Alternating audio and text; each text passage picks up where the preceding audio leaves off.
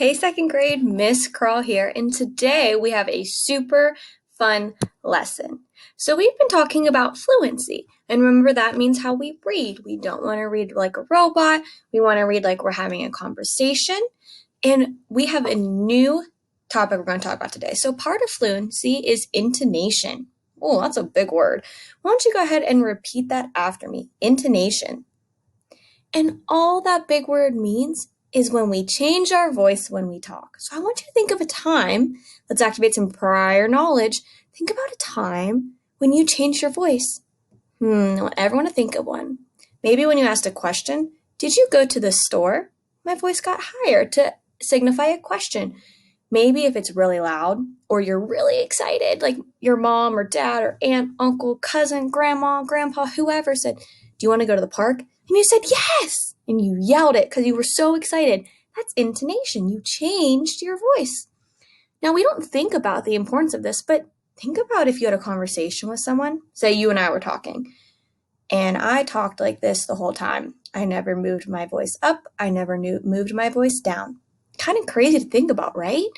So even in our day-to-day conversations, our voice has changed a lot. And that's to show feeling, expression, and just to help us be more fluent as we read. So I have a super fun activity today. We're going to practice saying some different things and the intonation in our voice. So depending on the situation, we're going to have a little card.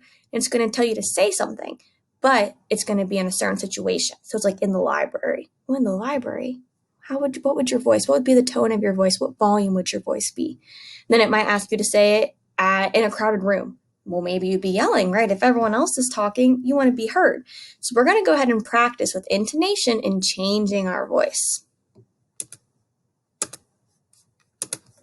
So here's our first card. It says, say hello in the library. All right, well, let's think. If we're in the library, we're going to be quiet. So if I'm saying hello, I would say hello. All right, I want you to try. How would you say hello in the library? Good. Our next one says, say hello to a cute little baby. So think about a lot of times when people are talking to babies, you might get a little baby voice. So think about how you would say hello. I'd go, hello, hi, right? I'd get all little cute baby voice. I want you to try it. How would you say hello to a cute little baby? Good. Oh, and this next one. Say hello to the President of the United States. What do you think you would say to the President of the United States? How would you say hello? I feel like I would personally be pretty stern and try to sound very professional, right? I'd say hello. I'd want to have a strong hello. How would you say hello? Good.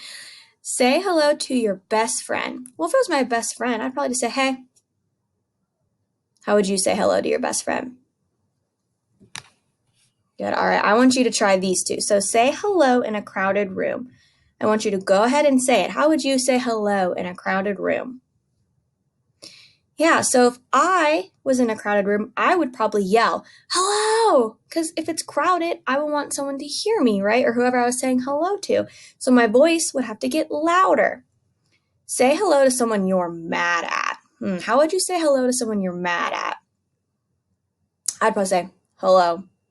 I'd be really short with it, and I'd probably have my voice a little bit lower to show that I'm angry, and maybe even my face would show it, but my voice would be lower and I'd make it short. Hello, right? I wouldn't show very much excitement. My voice wouldn't be high and high-pitched like you're happy, because if you're mad at them, you're not happy.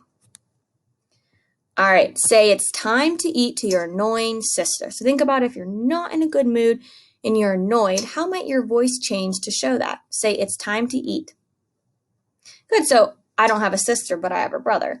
And when I was annoyed, I'd be like, it's time to eat, right? I'd maybe have it be short again, a little bit lower. I wouldn't have my voice high and happy and excited because I'm not. That shows the feeling that I have. Say it's time to eat to your sleeping mother. So let's say someone's sleeping and you need to wake them up to say it's time to eat. How would you say that? What would you do in your voice? I want you to go ahead and give it a try now. Yeah, you would just say, it's time to eat. Maybe you'd be a little bit of a whisper, because if someone's sleeping, you might not yell. Maybe you will, but I personally don't think I would yell. I'd probably be quiet and just silently try and wake them up. Say it's time to eat to your little brother who is upstairs. All right, so if someone's all the way upstairs, I want to hear, how would you say it's time to eat? What's your voice going to do? Yeah, you'd probably yell, it's time to eat, because they're all the way upstairs. You want them to hear you. Say, it's time to eat to the principal. Ooh, if you were talking to Miss Drakeford, how would you say it's time to eat? Yeah, maybe you're excited to eat with her, so you'd say, it's time to eat. Maybe you'd have some excitement in your voice would get a little higher, the intonation, or maybe you'd be kind of, professional and stern. It's time to eat. You probably wouldn't whisper. You'd probably just tell her, right, in a normal voice. Say, it's time to eat to an adorable puppy. So if there's a cute little kitten or dog or animal, how would you say it's time to eat? Yeah, you might say, it's time to eat. Come on, it's time to eat, right? Your voice get a little higher pitched, the intonation, good. And our last one we're going to practice. Say, it's time to eat, like you were asking a question. So how would you say it's time to eat, like you were asking a question? Yeah, it's time to eat. Do you hear that voice goes up at the end? It's time to eat.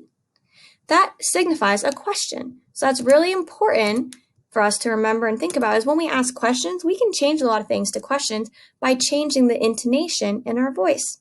And it's important that we use this and understand how our voice changes because that portrays our feelings and emotions.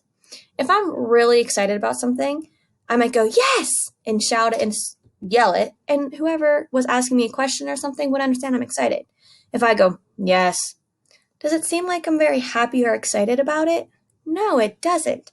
So intonation really is important when we have conversations, but also when we read. When we read, we want to read with that. We want our voice to go up and down. We want to portray what the story wants us to portray. So the feelings and emotion that the story wants to come alive. And you can do that with your voice and intonation. All right, second grade, awesome job. See you next time.